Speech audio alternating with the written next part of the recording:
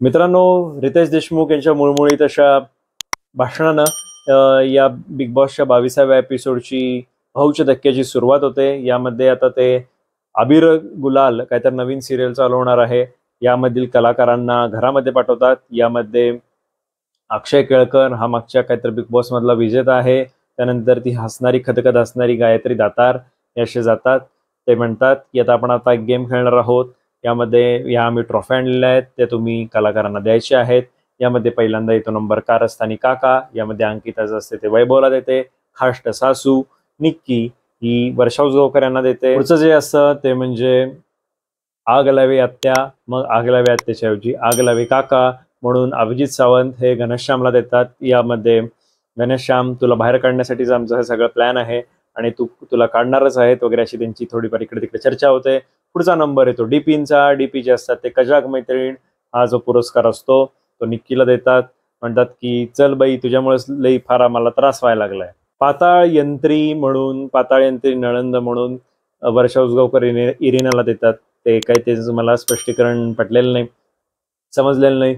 यापुढे लोकप्रिय नायक आणि नायिका हे अवॉर्ड्स असतात आणि ते जे आहेत ते तुम्हाला शेवटी मिळतील असं सांगितलं जातं.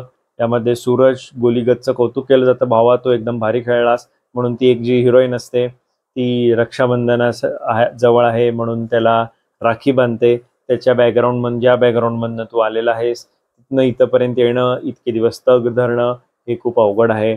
खरंच सूरज चांगला खेळलेला आहे आणि आतापर्यंत त्यानं त्याचा चांगला गेम दाखवलेला आहे. आता एलिमिनेशन चालू होतं. एलिमिनेशन मध्ये तुम्ही बघितलं असेल की मागच्या वेळी नॉमिनेट झालेले सदस्य आहेत ते म्हणजे सूरज, योगिता, निखिल आणि अभिजित असे 4 सदस्य आहेत. तर यामध्ये एक ट्विस्ट आणला जातो. तो म्हणजे की रितेश देशमुख सांगतात की यावेळी 2 जण आहेत ते एलिमिनेट होणार. यामध्ये आत्ता एक होईल आणि भाऊच्या धक्क्याच्या शेवटी एक होईल. यामध्ये निखिलचा नंबर लागतो. अपेक्षेप्रमाणे निखिलचा नंबर लागणारच होता, कारण तो अगदी गोड बोलून त्याला असं वाटत होतं की आपला गेम चालेल वगैरे, परंतु त्यानं गेम काहीच खेळलेला नाहीये. म्हणजे तयारी सुद्धा दाखवली नाही की मी बाबा गेम खेळतो वगैरे म्हणून. आता यावर निखिल बाहेर जातो. नंतर म्हणतात रितेश देशमुख की आता आपण जे आहे ते लोकांच्या मनातल्या भावना कमेंट्स मधनं आपण वाचणार आहोत. यामध्ये पहिला नंबर येतो अरबाजचा. अरबाजला मदत अभिजित सावंत करतो. मला तेच समजत नाही, हे मराठी जर आहेत तर यांना मराठी वाचता कसं येत नाही? म्हणजे छत्रपती संभाजीनगरचा आहे म्हणे हा अरबाज आणि यांना मराठी वाचता येत नाही. तुम्हाला नक्की काय दाखवायचं आहेत ना, मला ते पण समजत नाही. अभिजित वाचून दाखवतो. अशी सूरजच्या बाजूनं पोस्ट असते की आमच्या गावाकडच्या माणसानं, तुम्हाला शेवटी भाजी भाकर खाल्लेल्या माणसानं ताकद दाखवली. तुमचं काय शेवटी पावडर खाऊन बॉडी झालेली आहे. यावर अरबाज म्हणतो म्हणजे तुमची खायची कॅपॅसिटीच नाही, असं एक आता छोटी कमेंट पास करतो आणि म्हणतो की तुम्ही बॉडी बनवून, पावडर सगळीकडे मिळते महाराष्ट्रात, तर ती खावा आणि तुम्ही बॉडी बनवून दाखवा. तर रितेश देशमुख बरोबर टोमणा मारतात. ते म्हणतात की बॉडी बनवू देत, खरं तुमच्यासारखं वागणं अजिबात नको. बरोबर, रितेश देशमुख बेस्ट बोलला. पुढचा नंबर येतो डीपीचा. डीपीच्या बद्दल कमेंट असते जे आर्याला बोललेलं असतं खाण्यावरनं. त्यावर धन्या, तू काय तुझ्या घरचं खातोयस का, किंवा तुझ्या घरचं खायला देतोस का? बिग बॉसचं खाणं आहे ते, तू दुसऱ्याचं खाणं कशाला काढतोस? फुटेजसाठी नाही ते करतोयस वगैरे. यावर रितेश देशमुखांना एक्सप्लेनेशन देताना डीपी सांगतात की तिचा उपवास होता आणि उपवास होता म्हणून मी तिला बोललेलो होतो आणि याच्यावर आमचं जे काय असेल ते विषय सॉर्ट आउट झाला होता. कमेंटमध्ये आणखीन एक मेन्शन केलेलं असतं की निक्कीच्या जर तुला फुटेज पाहिजे असेल तर तू निक्कीच्या विरोधात जाऊन जो काय असेल तो वाद घाल. ती म्हणतात की मी आजपर्यंत यांच्याबरोबर तसं नडायचा काही संबंध आलेला नाहीये. खरं नडल्यावर मी काय या निक्की, अरबाज वगैरे यांच्या ग्रुपला काही सुट्टीत देणार नाही म्हणून. आता पुढचा जो नंबर आहे तो अरबाज 2 म्हणजे वैभव आणि घनश्यामचा छोटा पुढारी, या दोघांना बोलवलं जातं. यामध्ये त्यांची अशी कमेंट असते की हे दोघं कमजोर आहेत, त्यामुळं हे दुसऱ्यांच्या पाठीपाठीमागं असतात, यांचा स्वतःचा काही गेम नाही वगैरे. या संदर्भात दोघं हसतात. रितेश देशमुख म्हणतात तेच खरं आहे, तुमच्या दोघांचा गेमच दिसत नाहीये.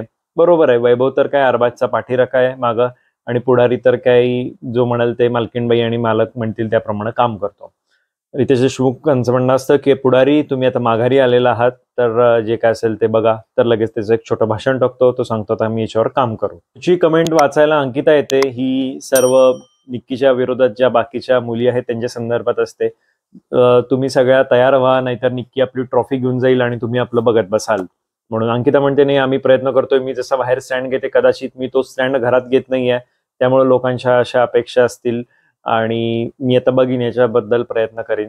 मला पण काही नक्की कळालेलं नाही की अंकितानं बाहेर कुठले नक्की स्टँड घेतलेत वगैरे. ते पुढचा नंबर येतो आपल्या गुलीगत सूरजचा. पॅडी वाचून दाखवतात की सूरज उत्तमरित्या खेळलेला आहेस आणि त्या दिवशी जर तू सुटला असतास तर वैभवला बुक्कीत टेंगुळ आणला असतास. तुम्हाला कळालं असेल मागच्या फ्रेंच फ्राईजच्या टास्कमध्ये सूरज खरंच चांगला खेळलेला असतो.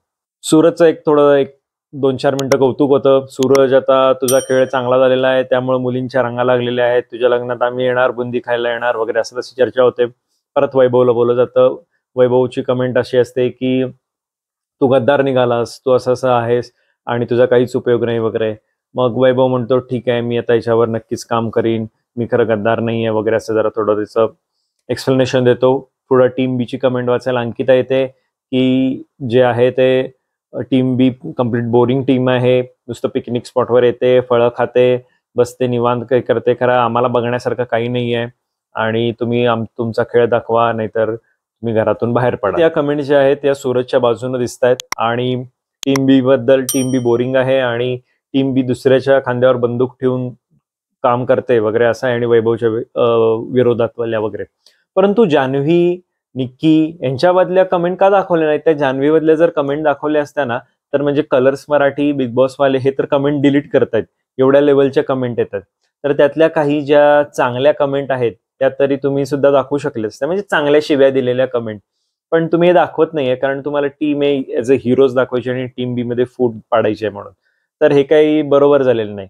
आता जे आहे तो गाण्याचा टास्क आहे, तर गाणं काहीतरी एकमेकांना डेडिकेट करायचं आहे आणि त्याच्यावर डान्स करायचा आहे. गाणं डेडिकेशनच्या या टास्क म्हणजे गेममध्ये पहिल्यांदा अरबाजला बोलवलं जातं. यामध्ये गाणं लागतं की भोली सूरत ते दिल के खोटे वगैरे, नामा बडे दर्शन खोटे, जे काय गाणं असेल ते अभिजितला डेडिकेट केलं जातं. ते दोघं डान्स करतात. पुढे अभिजित जे असतात ते गाणं इधर चला मैं उधर चला हे छोट्या पुढारीसाठी डेडिकेट करतात. ते दोघं मिळून डान्स करतात. छोटा पुढारी आहेच तसा, इधर चला मैं किधर चला. ही पॅडी यांचं मेरे अंगणे में तुम्हारा क्या काम है, नंतर आर्या, जान्हवी वगैरे यांचं एक गाणं होतं. त्यानंतर झोंब्यानं मारली उडी झोंबिवलीतलं एक गाणं होतं, त्याच्यावर डीपी, सूरज वगैरे डान्स करतात. आणि आता चालू होतं मेन फटाफूट पाडण्याचा जे काय असेल तो त्यांचा गेम म्हणा किंवा जी काय त्यांची स्ट्रॅटेजी असेल बिग बॉसची, ती म्हणजे चक्रव्यूह रूम. चक्रव्यूह रूम मध्ये आता तुम्हाला कळेल की नक्की होतंय काय.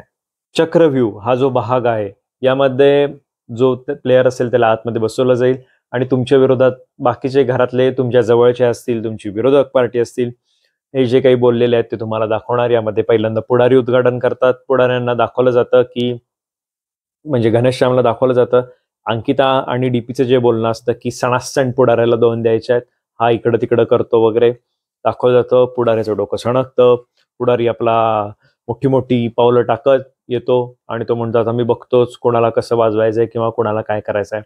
परंतु अंकिता, डीपी या ह्यांच्या स्ट्रॉंग प्लेअर पुढं हा जास्त दिवस टिकेल असं काय वाटत नाही, कारण त्याला स्वतःचं मतच नाहीये. तो बडबडतो, बडबडताना त्याचं मत भरपूर आहे, खरं गेममध्ये, टास्कमध्ये याचं जे काही मत आहे हे फाट्यावर मारलं जातं. जे सतरंजी उचलणारे कार्यकर्ते आता असतात ना त्यांच्यासारखंच. बरं येतो तो अभिजित सावंतचा. अभिजित सावंतला सुद्धा हे जे बाकीच्यांचं बोलणं असतं, डीपी, पॅडी, अंकिता वगैरे यांचं सगळ्यांचं जे बोलणं असतं, अभिजित जे फळं खाताना मधनं उठून गेलेलं असतं किंवा निक्कीच्या विरोधात स्टँड न घेणं किंवा लिडरशिप न दाखवणं वगैरे याच्यावरचं बोलणं, अभिजितला सुद्धा हा थोडा म्हणजे बरं वाटत नाही, कारण मी इतका विश्वास दाखवला, मी एवढं लॉयल खेळतोय, तरी हे असं माझ्याशी का बोलतायत वगैरे.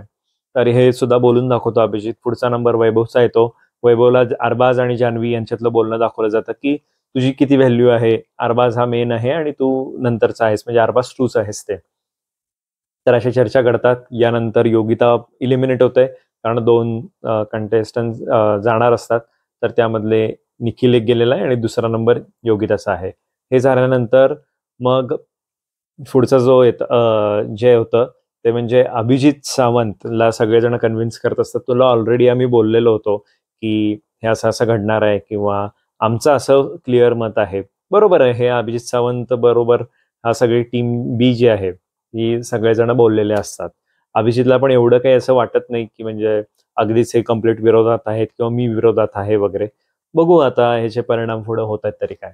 छोट्या पुढारीचं पण बोलणं चालू असतं. छोट्या पुढारीला सांगत असतात सगळेजण की बघ असं आहे, असं आहे, तसं आहे. तर छोटा पुढारी काय तुम्हाला माहितच आहे, येडा आहे, ते आपलं नुसतं बडबडत राहतं. सगळेजण पांगतात त्याचं बोलणं ऐकून. इकडं निखिल आणि योगिता हे सर्वांचा निरोप घेतात.